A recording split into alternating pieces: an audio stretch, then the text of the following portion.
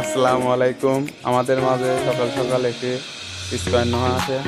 নোয়াটা কাটিজ একদম নষ্ট হয়ে গেছে সামনে, যার কারণে সামনের কিটগুলা রাস্তার স্পিড ব্রেকার উঁচা নেচা রোডে গেলে পরে সেগুলোর সাথে গুতা লেগে কিটগুলা নষ্ট হয়ে যাচ্ছে, ভেঙে চলে যাচ্ছে। তাই আমরা কাটিজগুলা খুললাম, খুলে চেক করে দেখি একদম কাটিজগুলা নষ্ট হয়ে গেছে। তাই আমরা বললাম কাটিজগুলা নিয়ে আসতে। কাটিজগুলার মাউন্টেন এবং স্প্রিং দুটাই ভালো ছিল, কারণ খুব একটা বেশি দিন হয় নাই, যার কারণে স্প্রিংগুলো এখনও নষ্ট হয় নাই।